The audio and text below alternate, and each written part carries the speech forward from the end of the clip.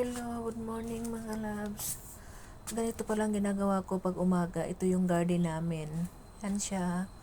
Ito yung mga halaman namin, mga bulaklak.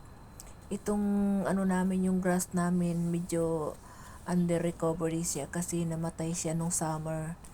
Iniwan ko kasi yan nung summer, nagbakasyon ako. Bago ako umalis, nilagyan niya ng fertilizer. Kaso lang, hindi nila na-maintain ang paglagay ng tubig. Dapat twice a day. Kaso lang is once a day lang. Kaya yun nangyari.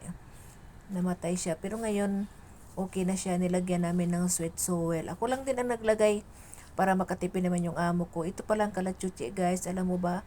Ang liit pa nito nung tinanim dyan. Pati itong olives namin. Yan, tinan mo ngayon. Ilang taon na yan. Tinan mo yung grass namin, no? Tinan mo. Parang halos talaga mamatay-matay na siya dahil sa init nga. Pero ngayon kasi winter dito, medyo okay naman siya. Parang unti-unti na siya bumabalik sa dati.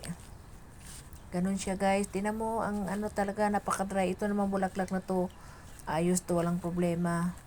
Saka ito, yan naman yung olives namin. Yan, lumaki na, malaki na yan. Kasi dati nasa paso yan, hindi siya lumalaki. Parang ayaw niya sa paso ba. Tapos ito naman yung aloe vera namin. Itong aloe vera namin, dami nang hihingi nito, mga kaibigan ko. Kasi maganda daw sa buhok, maganda sa muka.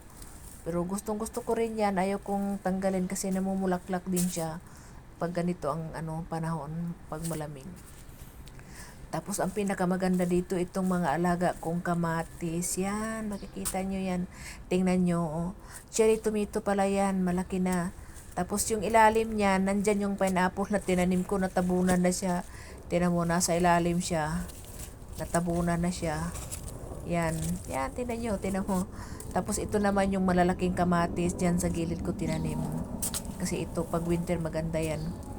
Ito din, may tinanim akong lemongrass at saka itong type ng kamatis na ito malalaki.